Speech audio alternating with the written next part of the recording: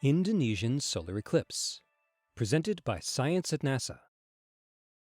The forests of Indonesia are homes to one of the richest populations of songbirds in the world. Ecotourists travel from far and wide to listen to them sing from the leafy canopy of the nation's volcanic islands. On March 9, 2016, not long after sunrise, a time when the forest is usually filled with tweets, trills, and warbles, the songbirds of Indonesia will go silent. That is how songbirds respond to a total eclipse of the sun. Eclipse chasers have had the date marked on their calendar for years. It is the only total eclipse of 2016. During the early hours of March 9th, the new moon will pass directly in front of the sun. The moon's shadow will lance down toward Earth, making landfall initially in the Indian Ocean, racing across Southeast Asia, and from there onto the Pacific Ocean, where the eclipse will be partially visible in parts of Alaska, Guam, Hawaii, and American Samoa. Inside the moon's cool shadow, skywatchers can look up and see the sun's ghostly corona, a mesmerizing sight. Sarah Yeagley, solar scientist at NASA's Goddard Space Flight Center, says, "I cannot stress enough how special solar eclipses are.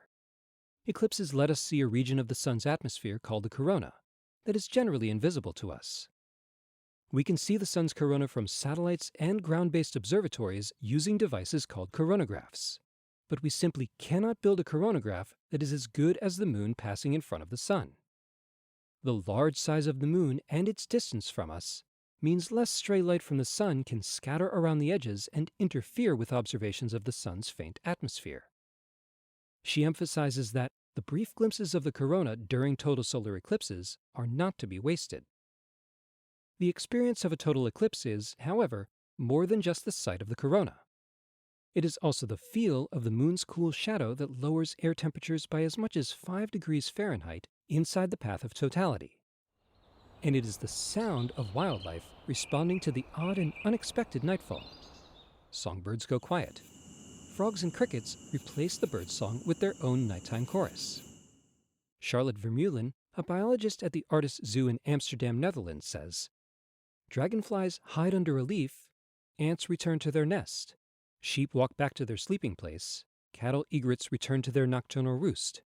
Diurnal grasshoppers chirp more slowly and then stop."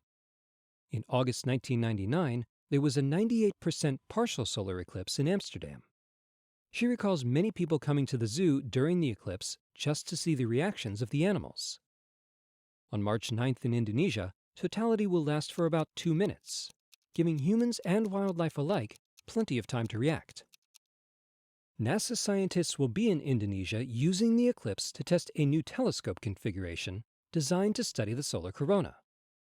The new instrument will be able to observe the temperature and velocity of material in the solar corona, providing information that could help scientists understand the physics of the corona, including how the sun's atmosphere gets so much hotter than its surface. They hope to fly this design in space in the future, but an eclipse on Earth gives them a great opportunity to do some inexpensive testing. This is the last total solar eclipse before the big one next year. On August 21, 2017, the sun and moon will line up again. This time, the moon's shadow will cross the continental United States, creating a total eclipse in easy driving distance of tens of millions of people. It will likely be the best observed eclipse in human history. If you plan to be one of those eclipse chasers, just remember, there's more than one way to experience an eclipse. See the corona, feel the cool air, listen to the songbirds and other wildlife. The preview begins in Indonesia on March 9th. For more news about solar eclipses, stay tuned to science.nasa.gov.